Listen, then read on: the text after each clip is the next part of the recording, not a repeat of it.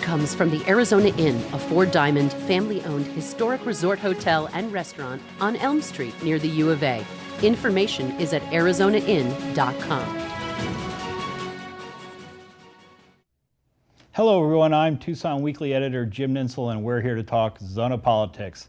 My first guest tonight is Paul Durham. He's a city council candidate who is among the three Democrats who are seeking to replace Karen Ulick in Ward 3, as Councilwoman Ulick has decided she's had enough of being on the Tucson City Council. Mr. Durham is facing teacher Felicia Chu and the business owner Tom Tronsdale in the August Democratic primary. Paul, thanks for joining us here on Zona Politics. It's a pleasure to be here, Jim. What made you decide to get into this race? Well, I'm running for city council because I love Tucson, but I have a vision for a better Tucson, an even better Tucson, a solar-powered, sustainable Tucson, a Tucson with a strong economy and jobs that pay well so that we no longer lose our young talent to other cities, a Tucson with a good transportation infrastructure, roads in good repair, safety for pedestrians and cyclists, and a transit system that we use because we want to, not just because we have to. And a Tucson with strong neighborhoods, people who know and communicate with their neighbors. And talk a little bit about yourself. Who are you? Where'd you come from? I grew up in Spokane, Washington. My father was an elementary school principal, and I went to the University of Washington for undergraduate, Stanford for law school, and picked up an MBA in night school later on when I was in Colorado. I practiced business transactions law, helping advising businesses on and helping them grow for about 2 decades. I came to Tucson in 2004. I was within a week of arriving, I was working full-time on the John Kerry campaign. I then managed Nina Trasoff's 2005 City Council campaign and was her chief of staff for a little over a year, her first year in office. Since then, I've been active in Democratic Party politics and active on as an advocate for solar energy and in the cycling community as well. And you mentioned earlier the importance of transit in the city of Tucson. There have been critics who say the city spends too much. There are critics who say the city doesn't spend enough. Last year, the city did raise bus fares slightly, and they did rejigger some of the routes. Do you think the council made the right decision there? And what direction does the city need to go in terms of funding transit from the general fund versus what they're asking riders to pay through the fare box? The city spends about $43 million of its operating budget on the transit system. Transit never pays for itself. At best, we can only hope for maybe 25% of the cost recovery from the fare box. We're running somewhere around 18, I think, 18%. Look, we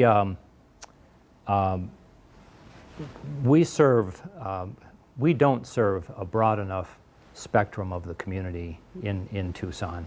I would like to see us attract more full fare paying commuting passengers. That can add to the strength of the system. I've got some interesting ideas that I'm still exploring, but I think that we definitely can serve a broader spectrum of our community with our transit system. But how do you do that? I mean, it's so easy to drive in this town. There's plenty of parking. You know, people complain about traffic, but you're from Seattle, you know what real traffic's like. How do you persuade people to say, well, you know what, I'm going to give up the car, I'm going to ride the bus? We're always going to be transit challenged in Tucson. We have, you make the comparison to Seattle, we're not at all like Seattle. We grew up around the automobile. We are much more spread out than Seattle. We have lots of low-density housing. We're always going to be, we're never going to be able to have the transit system that you and I probably would really like, but we can do a better job. And what about the decision last year to raise fares and rejigger the routes? Do you think the council was on the right path there? That was a reasonable decision. It was a compromise. And we're doing a better job of running express buses and serving commuters, people who want to get across town quickly. And in terms of the Grant Road project, that runs right through Ward 3, major urban road reconstruction, and they've done a few segments of it, but there's a lot more to come, especially that area between Swan and the university, essentially. Your thoughts? Some people say the city's not being sensitive enough to the business owners. Some people say the city's not getting this done quickly enough.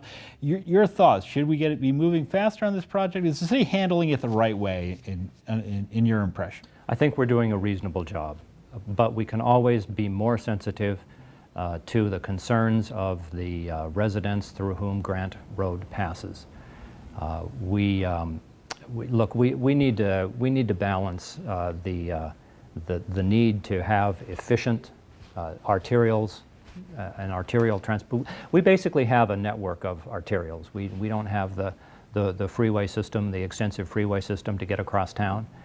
So we have a arterial-based system, and that system should be as efficient as it reasonably can. But at the same time, it needs to balance the needs and the concerns of the neighborhoods through which it passes. Things, concerns about noise, pollution, etc.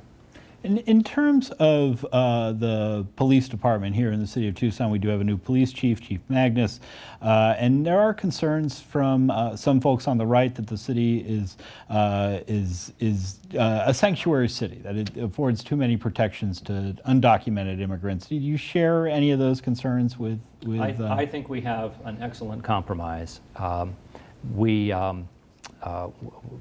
most important thing for police is to not inquire about immigration status in addressing crime,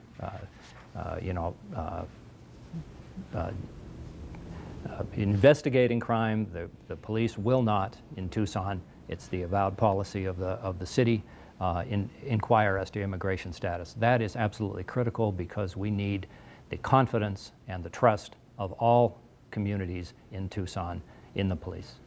And when you go door to door in Ward 3 knocking and asking for people's votes, what's on their minds? What are they telling you? I canvassed your brother the other day.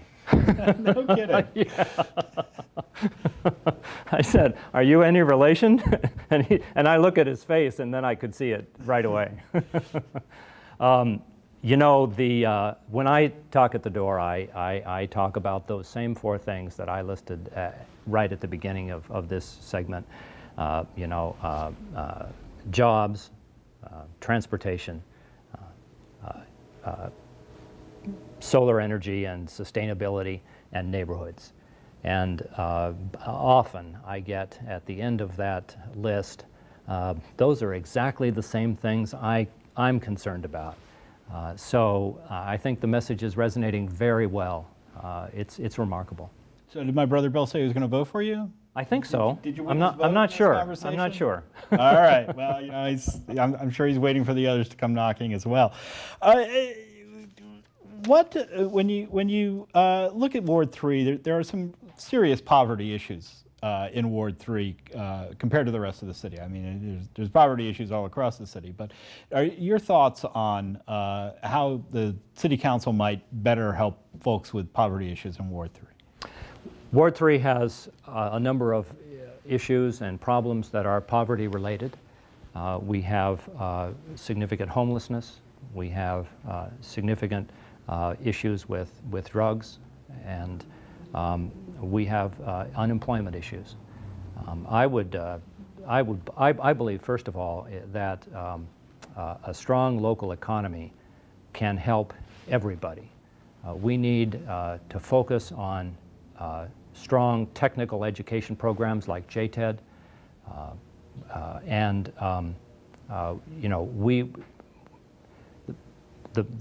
the best way to house somebody is to give them a job.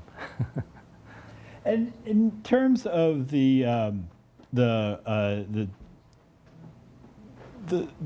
some of the problems in Ward 3, do you think that there's a way to introduce the school districts or something into helping out?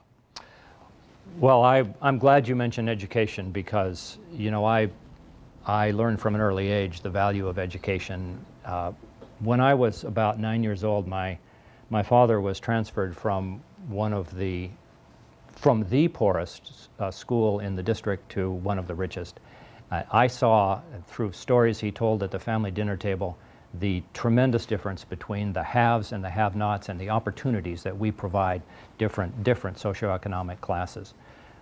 I would like to see the city of Tucson form a greater level of partnership, cooperation, and communication with the school districts that it houses, and I've got some ideas about that. Such as? First of all, Ward 3 includes AMPHI, Flowing Wells, and TUSD. Yet there is no organized process for information and idea exchange between the city on the one hand and those three school districts. I would like to adopt whatever system is appropriate and effective, whether it's regular meetings between me as the Ward 3 council member and the principals or other appropriate officials of those school districts. The other thing is community schools. This is a great idea. Basically, it involves putting services in the schools that serve the student population during the day and the community population during nights and weekends. And I could expand on that, but I won't. But we're out of time. Paul Durham, City Council candidate, Ward 3, thank you for coming by and talking with us about why you're in the race and what you'd like to see happen in Tucson. And we will be right back with Hank Stevenson, reporter from the Arizona Capital Times, to talk about what went on down at the legislature this year. Zona Politics is made possible with the generous support of the Loft Cinema, Tucson's independent movie theater. The Loft features independent foreign and documentary films, cult classics, discussions with filmmakers, and much more, including the Loft Film Fest in November. The Loft is located at 3233 East Speedway Boulevard. Showtimes can be found at loftcinema.org. Support for Zona Politics is provided by Hotel Congress in historic downtown Tucson. More information at hotelcongress.com and 622-8848. The Tucson Hispanic Chamber of Commerce serves the business community in the bilingual, bicultural region of the Arizona-Sonora border and is a proud media partner with Zona Politics. Learn more at TucsonHispanicChamber.org.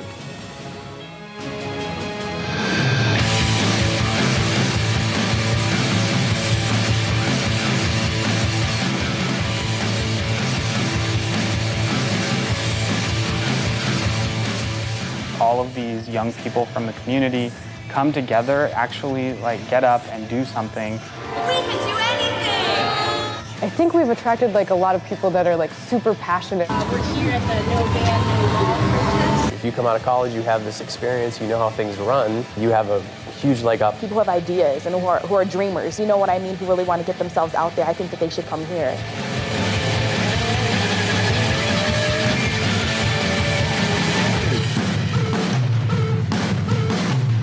Back with Zona Politics. I'm your host, Jim Ninsel. And joining us now is Hank Stevenson, who covered the State House of Representatives for the Arizona Capital Times. Hank, thanks for being here. Thanks for having me on, Ninsel. As always, it's a zoo up there at the Arizona legislature every year.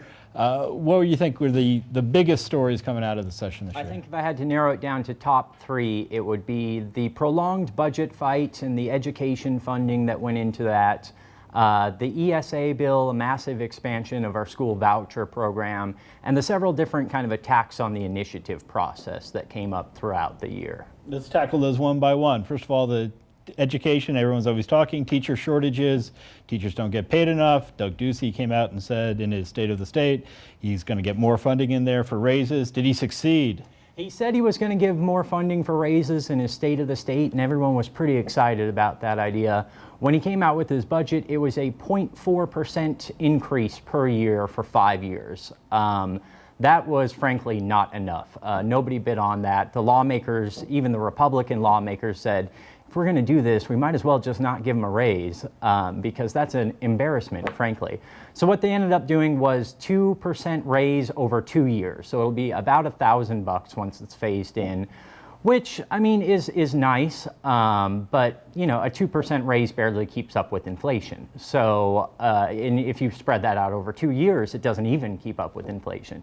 So it was some money. The governor's touting it as a big success, but I think the school teachers, school board people are frankly, not overjoyed with their 1% raise. And they certainly weren't overjoyed with the whole ESA, the Empowerment Scholarship Accounts, which I guess, well, explain what an Empowerment Scholarship Account is. So it's a voucher. It's not a voucher technically because the money goes to the parent rather than another school, but for all intents and purposes, it's a voucher.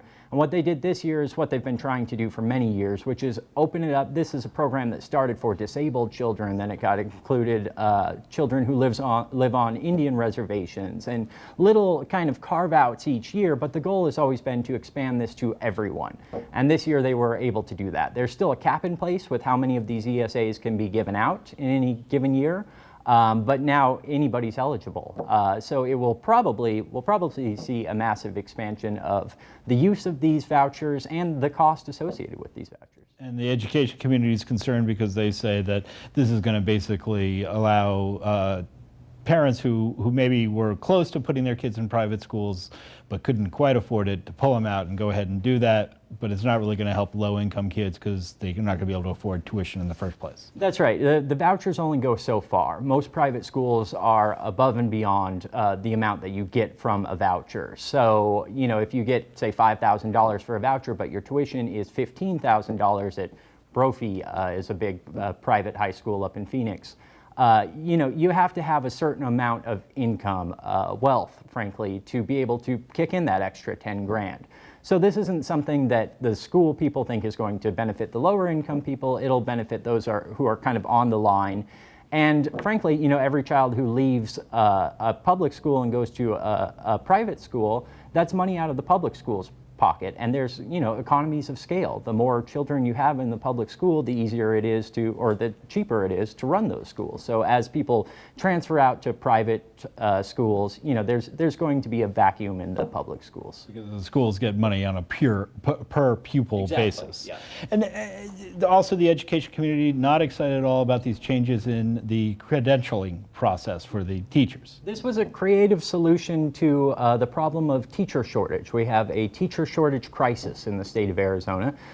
Some people will tell you that's because we pay our teachers the worst in the country. Other people will tell you that it's because it is too hard to become a teacher. And that's the angle that the governor took in pushing this change to credentialing. Basically allows districts, school boards to decide if you're qualified to be a teacher. You don't have to go through the regular teacher certification process if you have some background in a professional field. So, maybe I could teach journalism to high school kids under this law without ever having a teaching degree.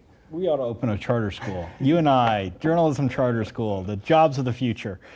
University bonding on the education subject. Universities got the ability to go out and borrow a lot of money to build stuff, and there was some controversy about how this was going to work, and that was basically what held up the budget. Yeah, that was, I would say, the looming kind of problem in the background of this entire legislative session. When the governor came out with the State of the State address and kind of outlined this plan, there were a lot of lawmakers who were quietly shaking their heads, no way. After a lot of tweaks, arm twisting, they finally got it through. Originally, it had been the ability to bond off of your sales tax. So the universities pay sales tax when they buy things. They would get that sales tax back, use that as a revenue source to bond against. The legislature, Republicans in the legislature hated that idea. So now what they ended up doing is just giving them money to bond against. So a revenue stream appropriated from the legislature every year that will allow them to take out $1 billion bond for the 3 universities that they can use on, as you said, new buildings, a couple other expenses. And certainly the cities were not very excited about having their tax dollars move over to the universities as well. Yeah, and that was one of the big reasons that they killed off that TPT recapture mechanism, is because Democrats were not going to get on board with that because it kind of pitted the universities against the cities. And generally, Republicans didn't like the idea at all. So the fact that it hit both the state and the cities, I think, was a double whammy that kind of forced the governor to realize we're going to have to tweak this plan if we want to get it through. Another big issue splitting Democrats and Republicans last year was about citizens' initiatives. And at the end of the day, there were a number of bills passed that will severely restrict the initiative process in Arizona. Talk a little bit about those. So there were 2, if I recall correctly. One was strict compliance, meaning that the initiatives could be thrown out for things as small as having the wrong size margin. It's like a really compulsive teacher that you may have had in high school that, you know, would toss your papers because you used the wrong heading or something like that, rather than just looking at it and saying, does this more or less comply with the law? You know, obviously. That's the standard the courts have applied in Exactly. Over the years. Yeah, and the other major bill was banning payment per signature to signature gatherers. Now, this would only apply to initiative signature gatherers.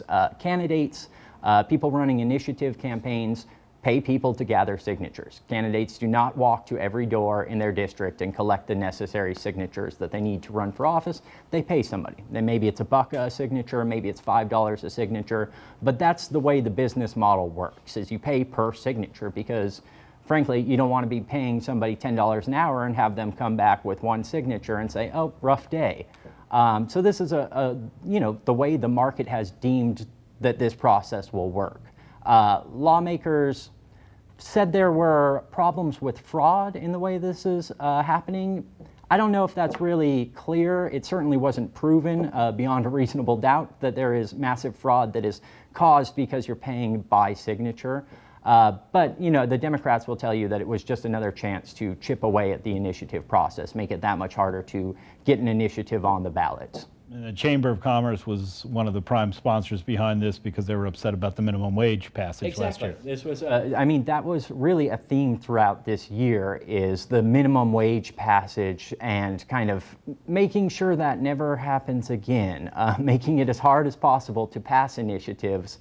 And mostly, I mean, these ideas were backed by the chambers, pushed by the Republican majority through the legislature. And you know, there was some arm twisting, but I think there was a general agreement among Republican lawmakers that the initiative process as it is now is too easy. It's too easy to get something put on the ballot. They think that the law should have to come more or less from the legislature, or at least they think that the laws that come from the legislature are better vetted than the laws proposed by citizens.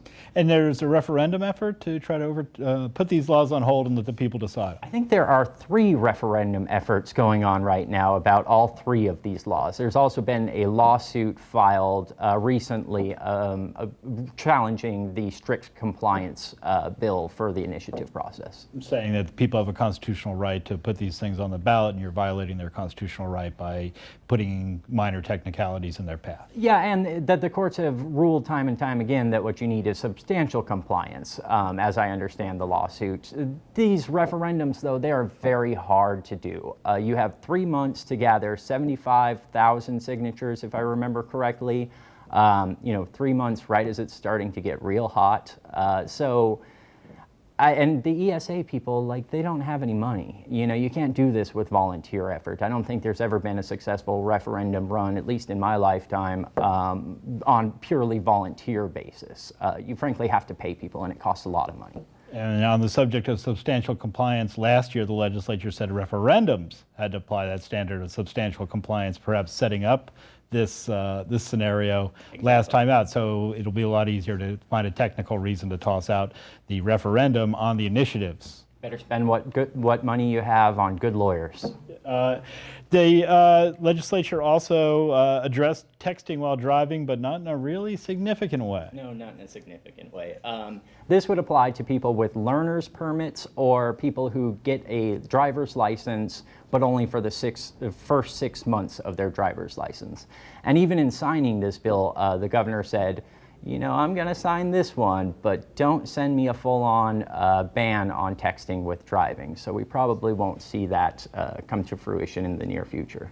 Hank, you did some amazing investigative work last year on the former House Speaker David Gowan and some spending issues that he had with the, well, talk a little bit about what you learned as you dug into what the Speaker was up to with his state car and his mileage reimbursement. To that.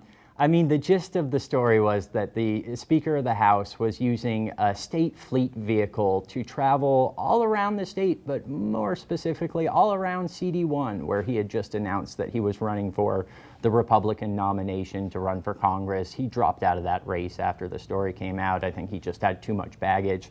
On top of that, he was claiming that he was driving in his own personal car, so he was getting paid the mileage as if, it were reimbursing him for gas, when in reality, the state was already paying for this fleet vehicle that he was driving and the gas to go along with it.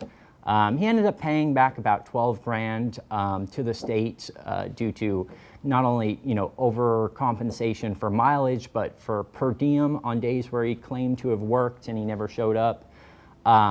And it actually sparked an attorney general investigation into him, which year now is still ongoing. So I'll be curious to see what they say. But our good friend David Gowan is actually getting right back in the saddle. He's planning to run for the Senate in 2018. So yeah, we'll see whether or not this generates some opposition to his candidacy. There already is. I know that Gail Griffin, the senator from that district, is stepping down to the House, and Drew John, who's a new Republican member from that district, is running for the Senate. They're all running as a team, and Gowan seems to be out in the cold on that. And speaking of the of David Gowan, his spokesperson, Stephanie Grisham, now working for Melania Trump in Washington, also drew a bit of a paycheck, as you uncovered in your reporting, between the time of the election and the time she actually left the state, and may not have earned that money. Well, she didn't do much to earn it. We can say that for sure. What happened was, after the legislative session ended last year, Stephanie Grisham, the House GOP spokesperson, took a leave of absence to work on Donald Trump's presidential campaign. She was not being paid by the House during that time, but she was accruing paid days off. So there was a small paycheck basically incoming for that entire time. She was able to keep her health care. I think she had to pay her portion of the state's portion. She had to pay herself for the benefits. But the real problem started after the election, when she allegedly started working back at the House full time again. It was very clear she was not working at the House in that time. If you look at her social media, she was all over the United States, almost everywhere except for Arizona, still working on the Trump, well, at that point it was a transition team. She managed to get, I think it was $19,000 in that period of 2 months for never setting foot in the House. Well, we wouldn't want people on welfare in this state. We're going to have to leave it there, Hank. Thanks so much for stopping by and telling us about what's going on at the Arizona legislature. And that is our show for today. My thanks to our media partners at Tucson Weekly, Tucson Local Media, and Community Radio KXCI 91.3 FM, where our radio edition of Zona Politics airs Sunday afternoons at 5 p.m. My thanks also to the hardworking gang here at Creative Tucson who have stayed very late to make our television edition possible. If you want to check out the show online, you can find us at zonapolitics.com and creativetucson.org. And be sure to follow us on Facebook. I'm Jim Nitzel. Thanks for watching. We'll see you next time. Zona Politics is hosted by Tucson Weekly senior writer Jim Nitzel. The program is produced by Jennifer Powers Murphy and Danny Vinnick and edited by Jim Rundle. Special thanks to KXCI, Tucson Weekly, Brink Creative Digital, and all supporters who provide crucial funding for the program. Learn more about Zona Politics at zonapolitics.com and be sure to follow us on Facebook and Twitter.